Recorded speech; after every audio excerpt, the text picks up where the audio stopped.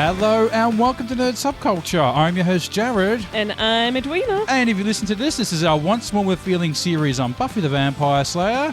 Today we are doing Season 5, Episode 13, Blood Ties. This episode first aired February 6, 2000.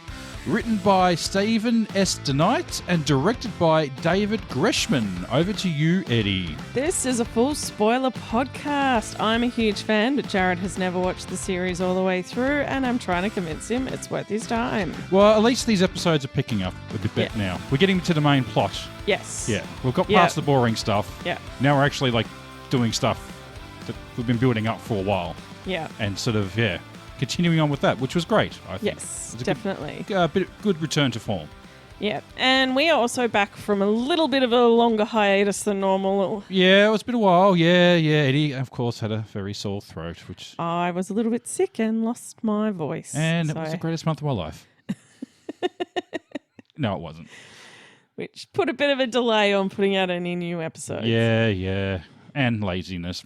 Bit of laziness in there as well. The past week was laziness because I've been hassling you. Oh, I know. I take a few days to get my ass into gear, don't I? Yes. Too much Jurassic Park. Yeah, you're playing too many video games. Too many video games. I know. I have my little... Too much, runs. Daddy. Yeah, I know. Son's got the same issue. I've no idea where he gets that from. No idea. No idea why all he No wants to idea. do is play video games.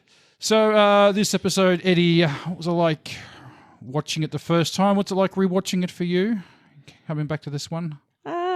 So as you said, it feels like we're getting into the real crux of what the season is about. Mm-hmm. So this is an overarching episode. And it's not a bad episode. You can't skip this Unskippable. episode. Okay, yep. But it is a Dawn-central episode, which I know what you mean by about that. Yeah. Which is kind of gets to the point of I don't particularly. It's not that I don't like this episode. It was just You don't like Dawn. Yeah. And eventually she will grow on me. But she was extra bratty in this episode. I felt. So Dawn, unfortunately, isn't a particularly likable character. No.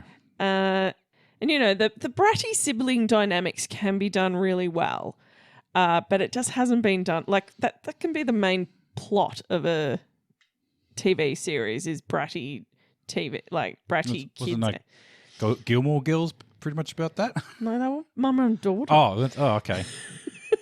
I thought they were sisters. No, they're mum and daughter. Well, they're like 5 years apart, those two, aren't they? Well, she had her daughter very young. Okay, all right. That was sort of the point of the right. series. I never watched it. Okay. Well, Succession is a current show that's sort of about family, sibling dynamics. Okay, yeah. As I said, it can be done and it can make for interesting television, but on Buffy, it just misses the mark. And I think it is because of the way that Dawn gets portrayed as they've leaned so far into the sweet, innocent child elements of it. And she just does come off as, a little bit of a brat. But there's some things that happen in this that she should be rightfully upset about. Yeah. Well, she has, she's definitely got grounds to be upset. She really does. And question her own existence. She gets put in this position of questioning her whole existence, like this full existential crisis that she goes through. Yeah. Which I think she does handle surprisingly well, I have to say. Yes. Considering that, existential crisis of being only alive for 5 months and your whole life being a lie. Yeah. So. And all your memories are a lie. Everything you know is a lie. Yeah. She pretty much gets her whole world turned on its head. Yeah. But you don't forgive her brattiness. That's the problem. Yeah. True that. And as I said, this episode isn't bad and it does have some good elements. But when I went to do my notes, I was really struggling to answer the favourite questions. Oh, so was I actually. Yeah, because I was sort of struggling. I've kind of written some answers there. I'm not too convinced on them, but it's the best I could do. But because the episode is memorable for its bad elements surrounding Dawn. It's nothing good. Did you want to do that? All right, yeah, do the summary and let's get back to it. After getting new information from the Watchers Council, the Scooby Gang gathers to discuss Buffy's birthday plans and how to deal with the threat of Glory. Xander suggests hunting down the key that Glory's after, forcing Buffy and Giles to admit that they know where it is and Dawn's true origins. Given the new knowledge, everyone becomes awkward around Dawn. At Buffy's birthday gathering, Dawn confronts the group about their consistent secrecy and runs into her room. Later, she sneaks out and runs into Spike, who helps her break into the magic shop to find Giles' book about the key. As they read, Dawn realises the truth and breaks down. Dawn emerges at the party, bleeding from a self-inflicted knife wound, tearfully questioning what she is. Buffy and Joyce are horrified that Dawn has found out the truth and the party is brought to an abrupt end. The next day, Dawn struggles to come to terms with her origins and lashes out at her family. She overhears part of a conversation between Joyce and Buffy, misunderstands and runs away. Same trope. Yep. Again and again. Dawn eventually finds herself at Sunnydale Memorial, where she tries to get answers from the psych ward patients. She encounters Ben, who freaks out upon learning she is the key and transforms into Glory. What? Ben is Glory? What? Oh my god. Dawn questions Glory to gather information about the nature of the key. Buffy arrives just in time to save Dawn from being drained by Glory. Willow and Tara perform a spell to teleport Glory elsewhere, and Buffy shows Dawn that they are sisters bound by blood, and they head home, with Dawn slowly starting to accept her true nature. She recalls Ben's presence, but cannot remember what happened to him. Whoa. The end. What's up with that? Yeah. All right, I will get into that in a sec. Yep. But the first thing I actually want to talk about is Buffy telling the gang about Dawn. Uh-huh. Because they're all upset that she kept it a secret and they should have known. Like, they were like kind of angry at her for keeping it from them. But literally, her instincts were correct in not telling them. Because pretty much immediately after telling them, they all start acting so weird around Dawn that she clocks on that something's going on. Yeah. Because every time she enters a room, people stop talking. Yeah, it's kind of like those government secret things where they have secrets that don't tell people and you're kind of like, oh, they should share it all, but maybe they shouldn't because people will act differently. Yes. And can cause issues. I want the truth! You can't handle the truth! I mean, eventually she's going to have to tell them, though. Well, so that's the thing. Well, the other it's thing catch 22, isn't the other thing is, if she was going to tell them, knowing that none of them are particularly good at keeping secrets, like it's been already... well, no one's good at keeping secrets, let's be honest. You can't trust anyone. It's not about trust, it's it's already been proven that none of them can keep a secret. Well, they've got terrible poker faces, too. I think that's the other problem. Yeah. So if she was going to tell them, she probably should have also told Dawn at the same time. How do you tell someone that, though? You're not real. By the way, you're just a beam of energy that was created. The other thing is that if she had have told, well, Dawn doesn't deal with finding out that she is the key very well, and her behaviour is that of a, sort of a frustrated child. Yeah. Who has no control over the situation. But I do think, what do you think her reaction would be like if she had have told her outright, sat down with the gang, Joyce, Giles and her, they all sat down and told her, and they tell the gang as well. How do you think Dawn would have reacted in that situation? Would it have been this? Would it have still been a similar reaction? I guess so. Yeah, it was always going to blow up, I guess. I guess the sort of the problem being is she got the information slowly that something was wrong, and then it took her a while to work out what she was, and then who Glory was, and how they were connected. So she kind of got all those bits of pieces of information, sort of all separately, and all in different orders. Yeah, in different orders, and could really struggle to piece it all together, what it all really meant. So possibly once she got all the information that Glory's she only found out she was a god in the previous episode. So Glory's a god. But she needs a key, she'd seen her. And Dawn is the key. So, but Dawn had seen Dawn had actually met Glory in the previous episode. Yeah. But yeah, Dawn had kept, I think the past couple of episodes, Dawn has been hovering in the hallways. She also does it twice in this episode. I think I said that when I was talking about does anyone want to go check the corner around there just quickly? Want to go shut the door? Do you maybe not want to have this super secret meeting in the house with the super secret key? Yeah.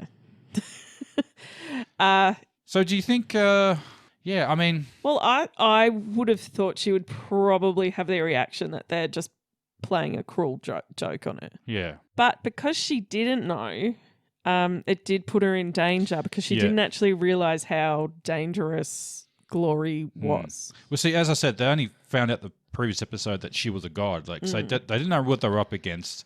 They don't know how to destroy her. You kind of feel like you would tell them when you know how to fix the situation and how to run it and how to cope with it. So finding out bits and pieces and then finding out she's a god and how do you kill a god? Maybe the best time to tell her is when you've already got the solution. You've already got it under control. So I know what we're going to do. We're going to go up and spit in her face or something. And that'll we're going to run away. Sir, you're a genius. Not a bad plan. So it's... I don't know. It is a hard situation because if Dawn had have known the previous episode, how would she have reacted around Glory? She was quite confident and snarky towards her. Yeah, sassy little teenage girl. If she'd been hovering in the corner, that might have twigged her on possibly that she's the key, and that's the end of the show right there. I'd say.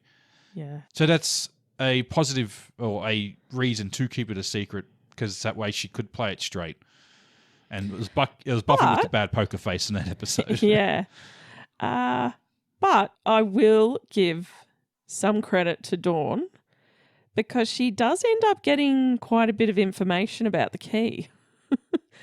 So she goes to the psych ward because, as Spike put it, the lunatics are the ones that can tell that she's the key, they can see through it. And she gets some answers from that brain-sucked knight. About what the key represents to him. And then she manages to get information from Glory. And she does a Black Widow interrogation. It was a very Black Widow interrogation. Yes. Very, very... where Glory thought she was the one in control of the situation. Yeah, but she twigged on very quickly what she was doing. It's what do you think I'm a Russian drug lord? Yes. Yeah. So... Oh, and in doing that, she also does buy herself some time as well. Well, time's on her side because a psycho like Glory is always going to yammer on. She obviously loves the sound of her own voice. He starts monologuing. He starts like this prepared speech. About yes, she loves her monologuing. She loves the sound of her own voice. She's just talking about how she loves silk on her skin. Mm-hmm. And I will get to the next point. Yep. The big reveal of this episode. Ben is Glory. Glory is Ben. Finkel. They are one and the same. One and the same. Brothers or something? They are not. No, they inhabit the same body. Oh they are not siblings. You knew that they were connected. You just had no idea. There were lots of hints because there was that scene where you saw him walk into the change room and then she was there. Mm-hmm. So, did you twig onto that the first time you watched it, or was that a big reveal? It was actually a big reveal, to be honest. You knew you knew something was going on, and you knew that they knew each other. But they'd kind of left the red herring that, like, because he had talked about a sister. So you were still thinking there was some sort of connection, but I had no idea that they were going to be inhabiting the same body. Yeah, right. Kind of like a Jekyll Hyde, yin yang situation. Well, considering he is a doctor. Yeah. Doctors sometimes think they're gods. Ooh. But and it also continues that the season-long theme of duality. So I push my fingers. Not that duality.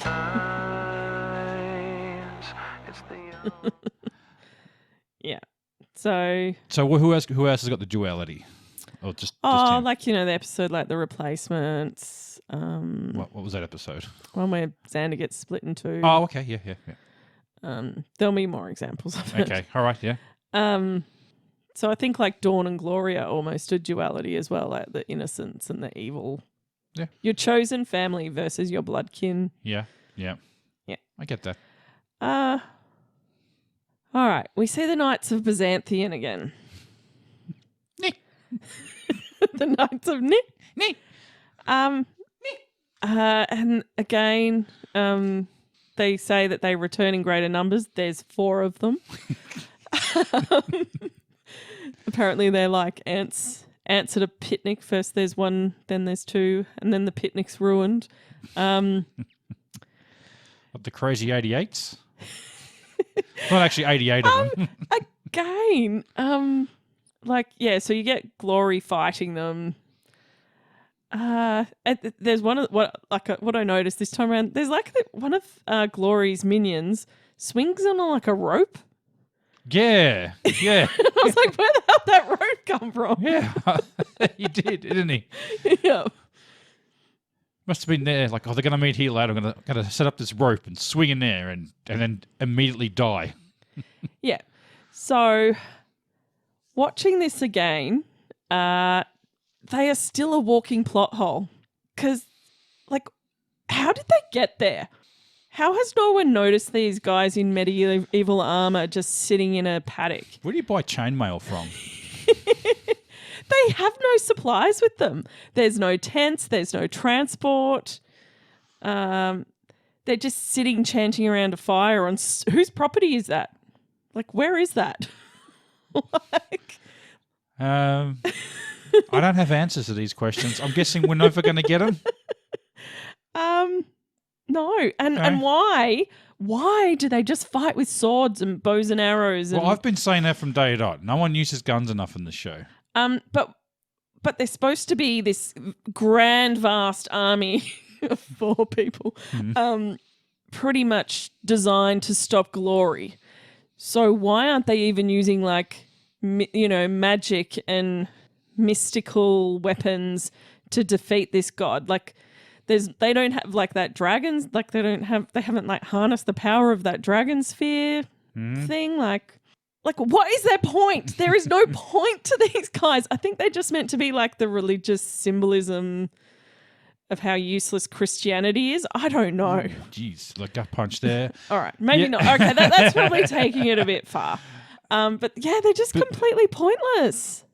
So they were going to fight with what are they, elves or what are they? Those? They're just called Glory's minions. Just minions, yeah. Okay.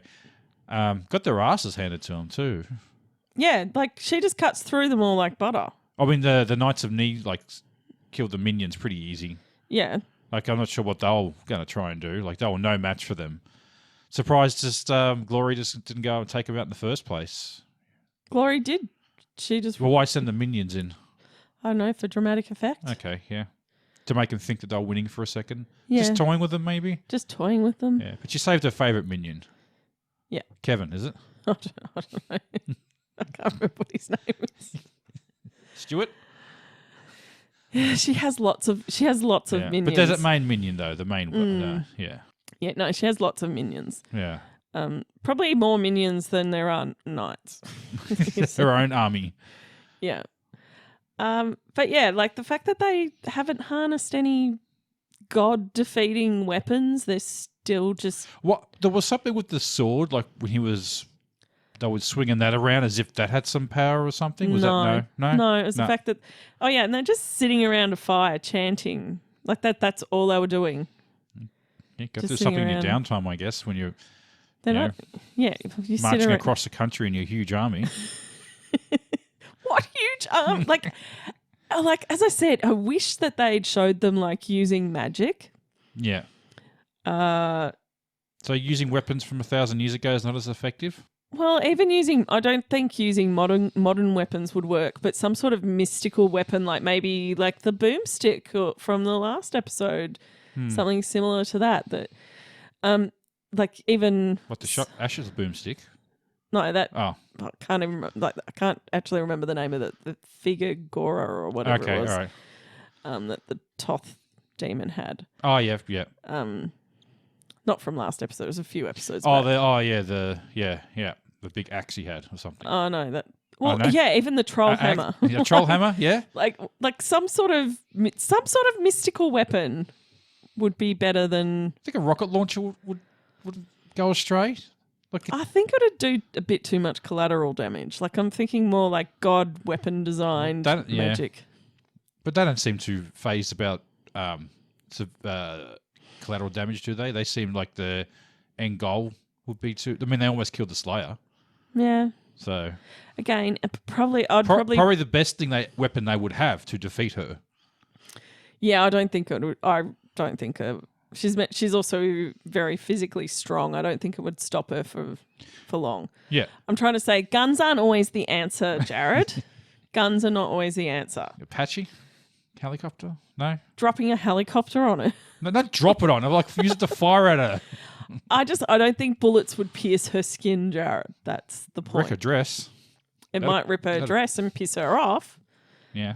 But yeah, it wouldn't kill her. Yeah. But yeah, as I said, magic is probably a more powerful weapon against her. Yeah. Which is proven because Willow manages to actually hurt her in some way. Well, it didn't really hurt her, just... Well, it got her out of the room. Yeah, it got her out of the room. I mean, that's something. Just keep doing that, can you? Not really, because you see it takes its toll on Willow. She ends up with like a blood nose. Oh, yeah, and they have to pretty much carry her out of the room. Every time you use that sort of powers, you get a little blood nose thing. Yes. Yeah, that's right. Yeah. Well, she sort of collapses to the floor when she does it, or she claps her hands. What does she say? Oh, I can't remember. Expande or something. Yes. Expodus? Expelliarmus. Expelliarmus.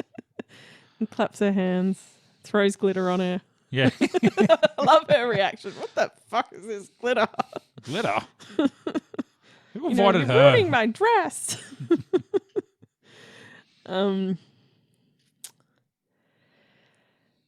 Yeah.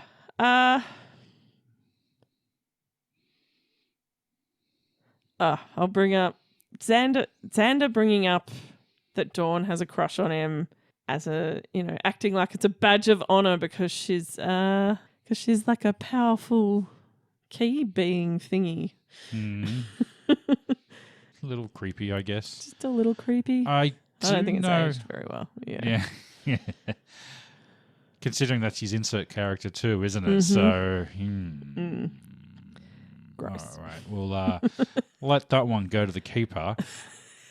But I do believe they actually do have a relationship in the comics. Is that something that happens, I believe? Yeah. Yeah. I don't know. I think she's like an actual adult. Oh, yeah. Because it's, I don't know much about the lore, but it is set some time forward. And I think, isn't Buffy a lesbian as well? Yeah. Yeah. Okay. Bi. I think she's bi. Yeah? Oh, whatever. I don't care. Yeah.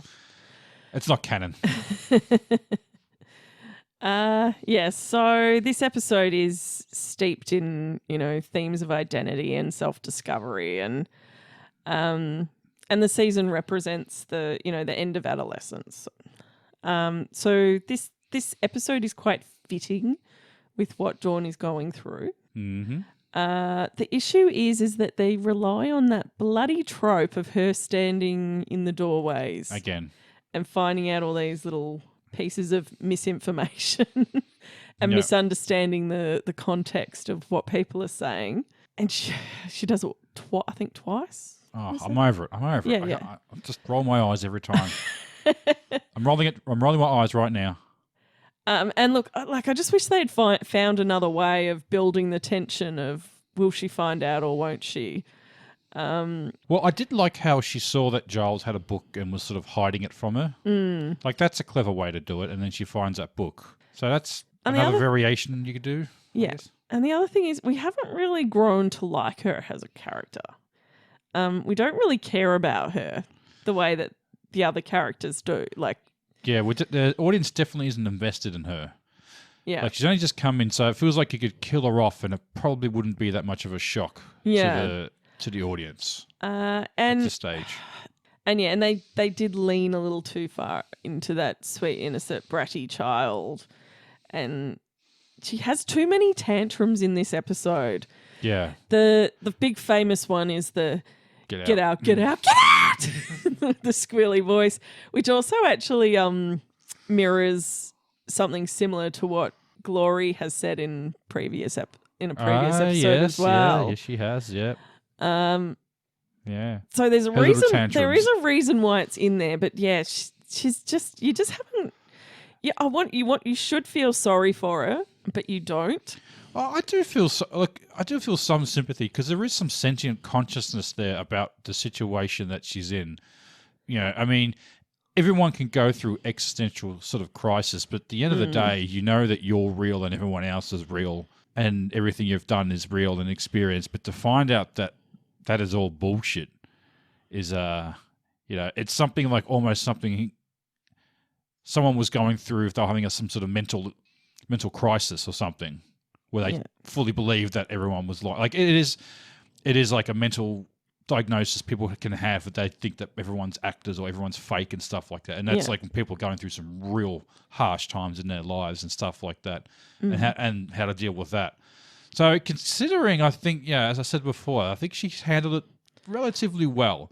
I mean, you could almost replace the existential crisis she was having from not being able to go to a friend's party or something. You could almost, her reaction really is, comparable to something like that almost. That she can't go hang out with her friends or go to a concert to go see Justin Bieber or whatever it is girls are into now. Justin Bieber. I think it's Harry Styles. Harry Styles. Yeah. So you can't go ahead of Harry Styles. Get out! Get out! Get out! Yeah. So she has her reality shattered, and I still don't have a lot of empathy there. And look, I think there is also this metaphor about adoption that's coming through a little bit. Finding out that she's not born into the Summers family. I can and she's see that. only 6 months old. Yeah. Up until 6 months ago, she didn't exist. Yeah. Finding that out, definitely a difficult time in your life. And so there is a few layers there with those themes about family, from family, your chosen family versus your blood kin. Yeah. And both Joyce and Buffy had already talked about this, that it doesn't actually matter what Dawn was.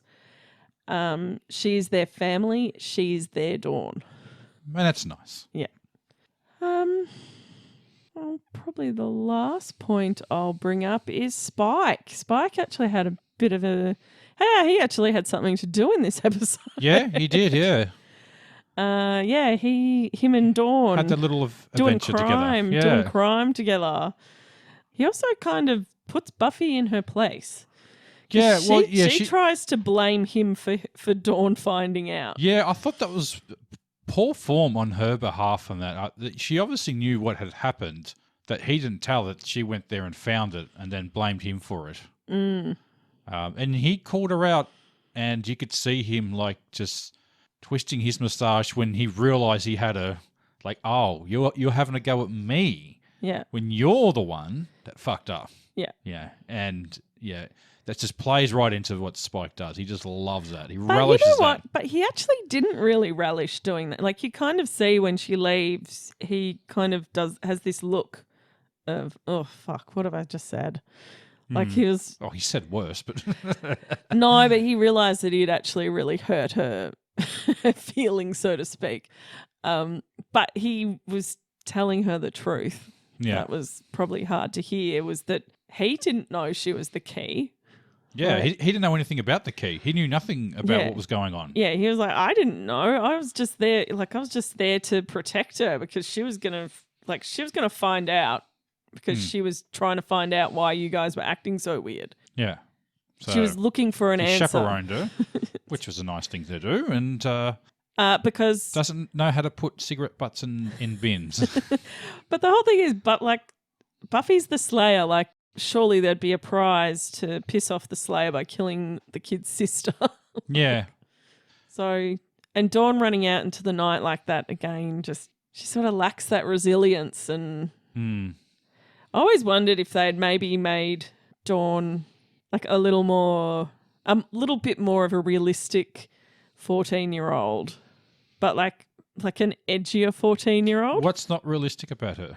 Oh, it's just that she feels just very young. Okay. And not really a child of divorce with a single parent. Like, I just don't think she'd be that well, you know. Maybe because the monks made her. Yeah. I don't know if we've spoken about I this think we've before. spoken about, that he's just made her in the image of what they think They think a 14-year-old 14-year-old girl would be like. would be like. Now, you could really have some fun with that.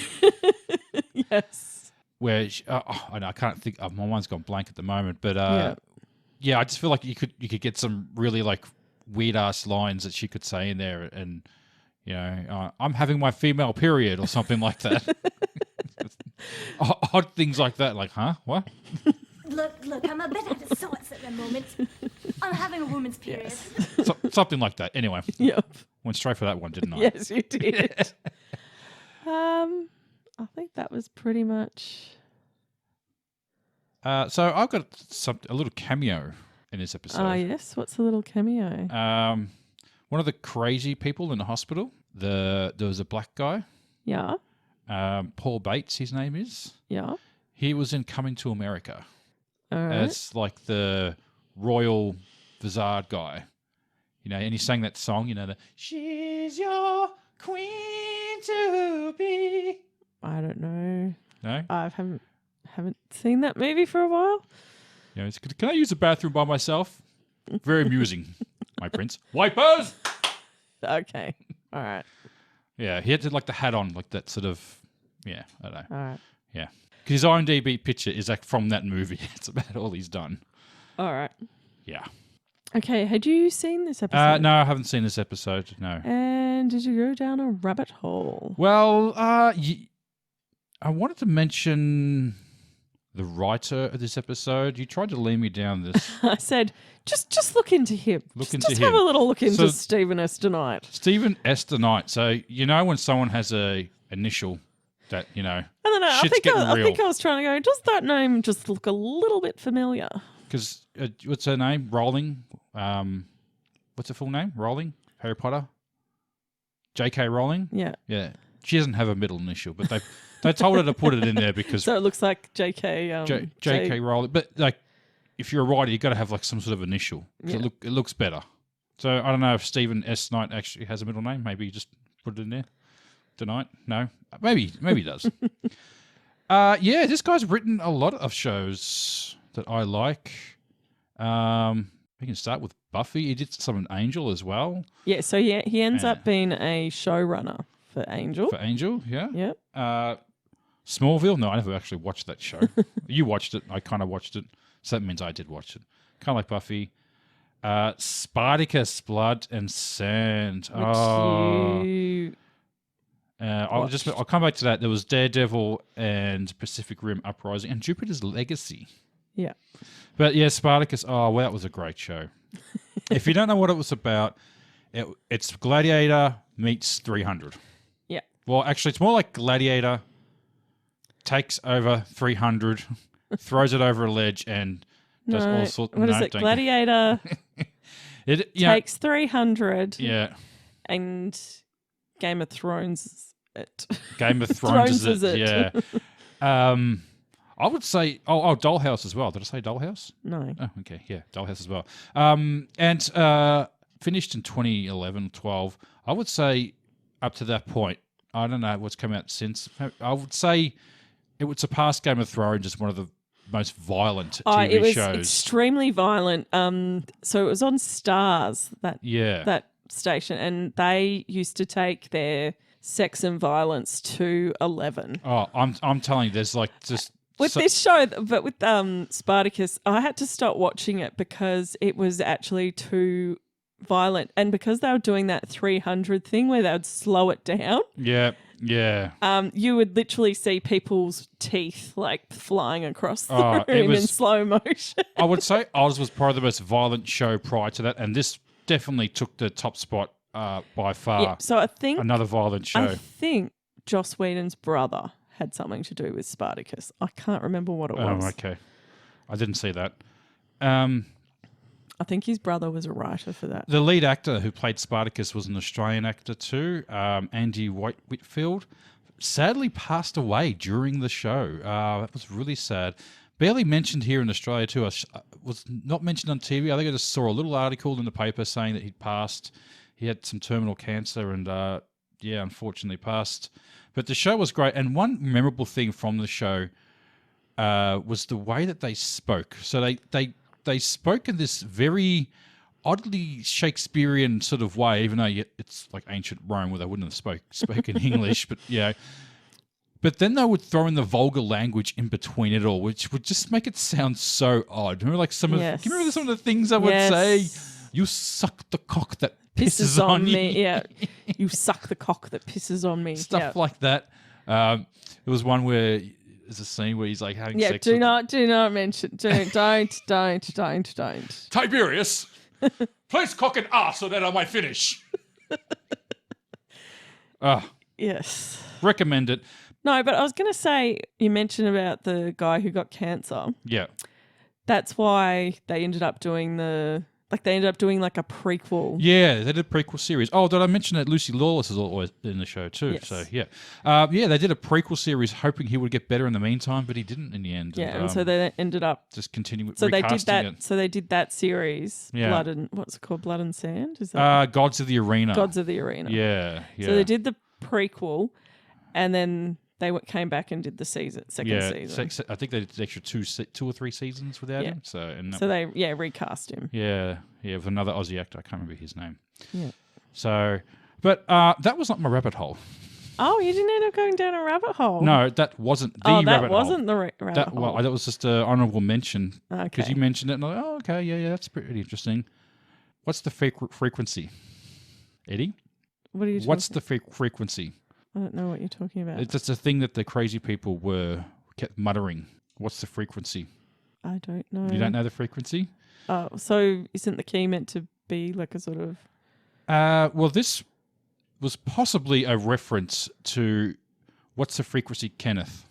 Okay. Have you ever heard of this? No. So this is the story, Eddie. So in 1986, Dan Rotherer, a journalist and a TV host, was attacked by a deranged man, screaming at him, "Kenneth, what's the frequency?" So it was a bizarre encounter that happened to him.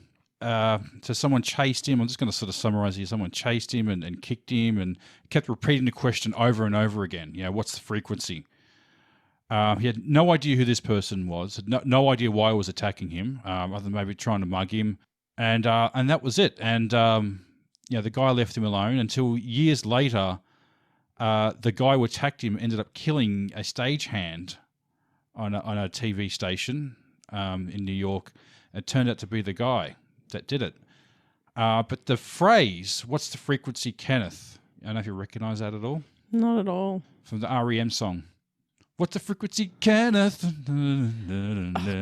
Yeah. Yeah. So the phrase had actually had sort of become synonymous with what happened to that guy.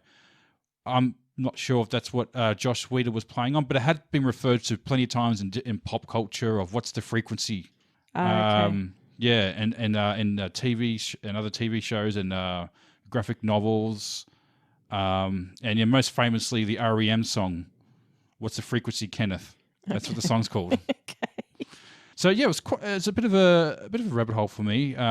So the guy was charged and he was sentenced, and he got released in 2010.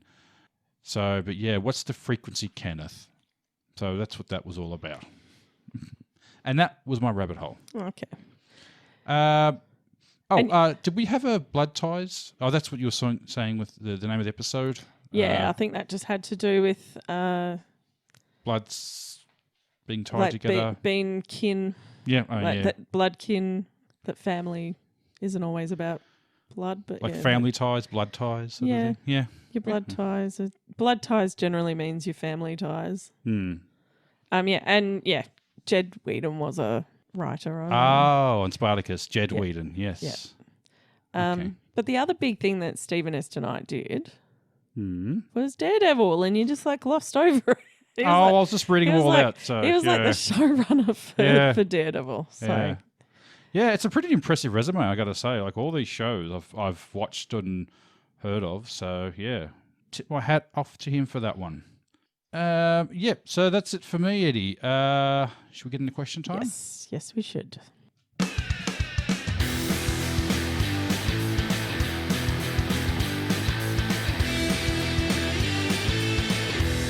Answer the question. Alrighty, Jarrod. Which character was your favourite in this episode? I liked Glory, actually.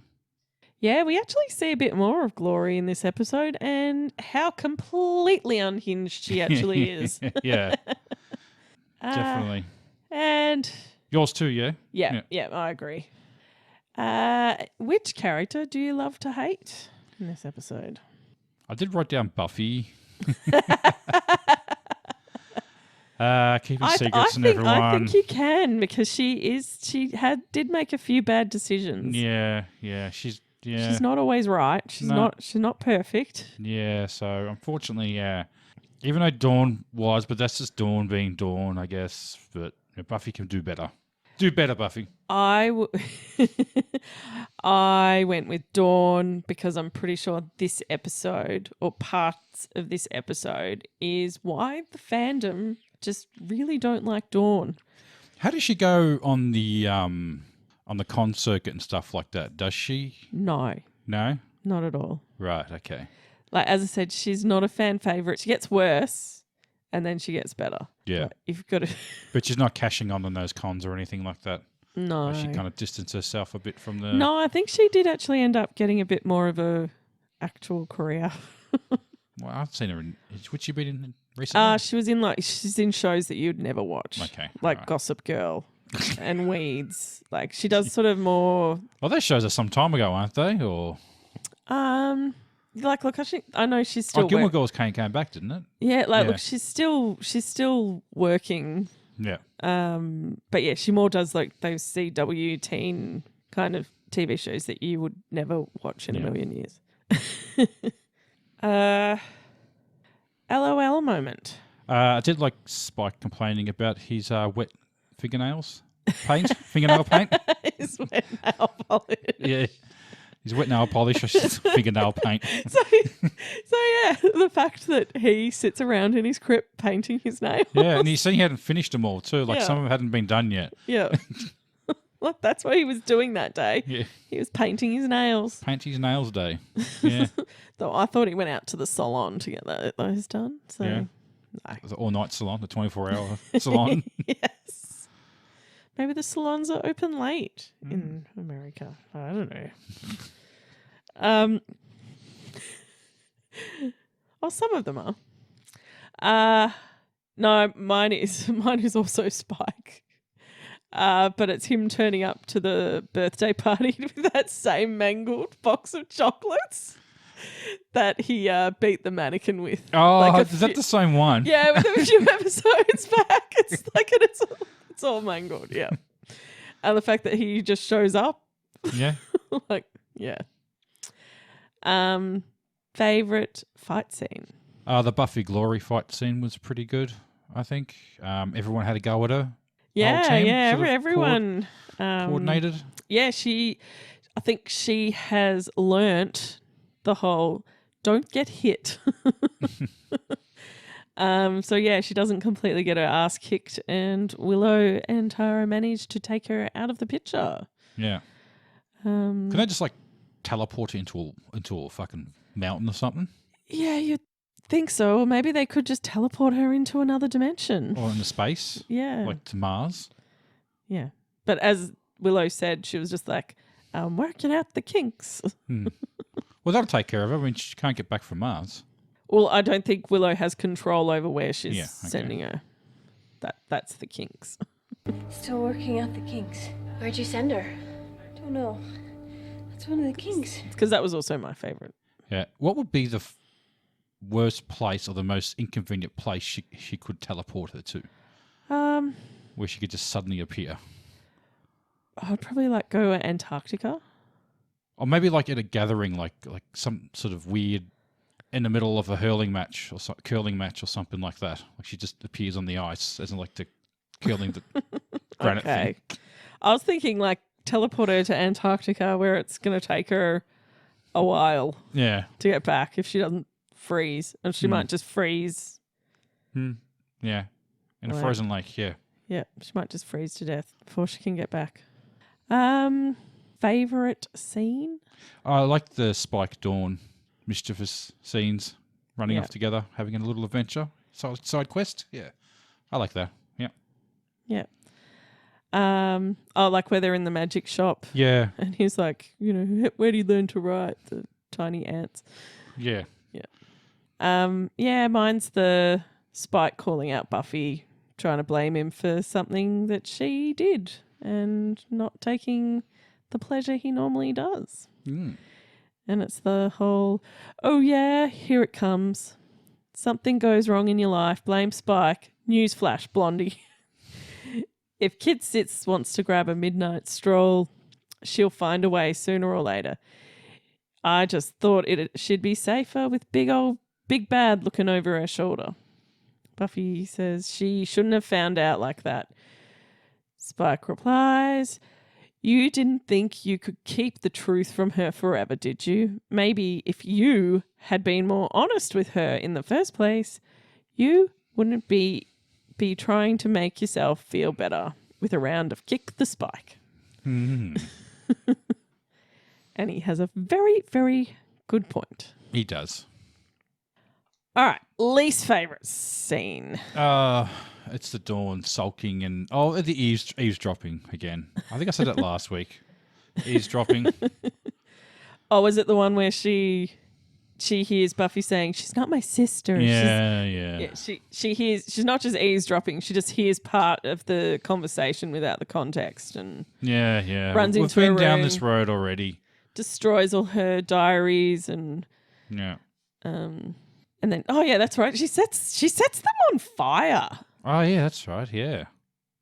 And she cuts herself too. A bit of self-harm in there too. Yeah, but she nearly also burns their house down. I'd be more pissed off about them trying to burn the house down. I always have to go with the whole get out. Gotta do a little squeal. There's like a little squealy. Oh, that hurt my ears. I like my ears. Yeah, the bratty little sister. And she even the way that she also spoke to her mum as well, like, you're not my mother. If my kids spoke to me that way, there would be some unpleasant consequences. Yeah, it's a bit nasty, isn't it? Yeah. I think also there's some of those scenes with the gang and Dawn as well are kind of cringy to watch. Yeah. Like, and you're going, you make a real pretty little girl. Like, a lot of that stuff was a bit annoying, and then Xander tickling her, and yeah, it's. Why did you tell them, Buffy? Yeah, I know. I know. Yeah, we have. Yeah. All right. Favorite quote. Mine was Dawn and Spike. Dawn's like, "Geez, lurk much?" Spike's reply, "I wasn't lurking. I was standing about. It's a whole different vibe." Damn it, that was the exact was one. it? And I didn't put any backup ones. Oh, it doesn't matter, Eddie. Well, it's a good line. It's law, it's the vibe, and no, that's it. It's the vibe. We could have the same one. There's nothing wrong with that. No, there were some funny ones that he was saying in the magic shop, like when he's reading I out. called her a niblet. Yeah. Guessing they're talking about you nibble it. When Dawn stops reading the book and he takes over, and then because she's realised that she's the key. Yeah. And then he keeps reading, and then he's like, it takes him a while to cotton on. And then he's like, yeah, you're this powerful being. The key. Who gets the wooden spoon? I gave it to Tara. Yeah? Yeah. Why? She didn't do anything. Oh, yes, she did. She helped Willow with the spell. She helped. She also was one of the ones that didn't act super fucking weird around her. Yeah, I guess. I don't know. I just had to pick someone. I just picked her. I can't remember about much what she did in this episode, so I just gave it to her. Well, I went with the Knights of Balthazar. Yeah, I was going to go the Knights of Need, but we didn't last week, didn't we? I think so. Yeah, I'm just always going to give them. I just figure they're going to get it a lot. So they're just always going to get the wooden spoon because they are completely useless. Yeah. They keep saying they're this big, powerful army, but they seem pretty useless and powerless in comparison to Glory. Like, they seem to have no hope against her. Yeah. Even with mass numbers, she looks like she'd still... They can go in first then. They can be the frontline infantry. Frontline infantry. Frontline infantry! Yeah. Except that they're not working with Buffy. They're working against her. Well, Buffy's over there near the girl with the red dress. Go get her. Well, they're kind of working against Buffy and... Like, they have the same goal, but they're just going about it differently. Well, look, them and the Watchers Council can go handle it. Well, they could work together, but no. The Watchers are out there watching still. Still not... Who watches the Watchers? Yeah, but still not helping. No. All right. And who's the MVP of the episode? I gave it to Willow. Yeah. Yeah. She saved everyone's ass with the teleportation spell, so they'd have been pretty fucked without it. Yes, definitely. So I think, yeah. But I will give a little honourable mention to Dawn. As much as she is annoying in this episode, Yeah. She does find out the truth about her existence. And she gets new information about the key, like she works out to go to the psych ward. And yeah, she does her little... She's smart enough to do the little Black Widow interrogation and find out, you know, what does the key look like? What is it evil? Like, what does it do? What does it open? Yes. These are very good questions. Yes. Yes. I'm kind of like, yes, we'd like to know. Yes. How does it work? Yes. How does all this work? And I'll also give a few little points to Spike as well, because he was looking out for her. Oh, being the big brother. Being the big brother. And without the tickling. And he wasn't even doing it to impress Buffy as well. See, more out of boredom. Like, oh, this could be fun. Yes. Yeah. Like, he All right. wasn't doing it to win points with Buffy. Yeah. It's Like- like, yeah, this could be fun. Yeah. So wasn't doing it. Yeah. He wasn't doing it out of for his own personal interests, which is weird because he doesn't have a soul. Yeah. Yeah. And that's all Oh, hang on. No, I've got one more. Well, you can't give everyone an MVP. No. I've got one more question. Oh, yep. Yep. What do you rate this episode out of 10? Oh, the final question, of course, the rating. Out of something from the show, Yep. I gave it 5 partially dried fingernails. Okay. Yep. I give it 5 out of 10 damaged chocolate boxes as birthday gifts. I ate some. Yes, I ate some. I'm sure there's none in there. I don't think there's They're any all chocolates in melted there. and crushed. And They're all so how are damaged. you doing this thing? Oh, nothing. All right, Eddie. It was a long episode. So I think that about wraps that up now, doesn't it? We got nothing much more to say. Well, let's just play the outro music right now. Well, I hope you've enjoyed listening to us tonight. We are Nerd Subculture. My name is Jarrod. I'm Edwina. And if you want to support the podcast, what can you do, Eddie? Oh, you can find us on TikTok, YouTube, Instagram, Twitter. There's a Facebook group. There's an you can email us at nerdsubculture.com, and if you want to help out the podcast, please follow the link tree on the socials to our merch store. Yes, please do. Shout like. It's all good. It all helps. Makes you feel good. All helps. Yep. Yes. All right. Till next time, take care. Bye. Bye.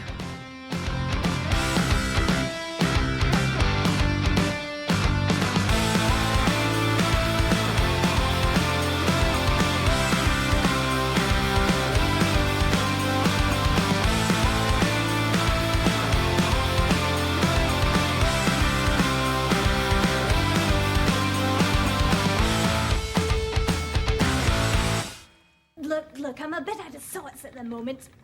I'm having a woman's period.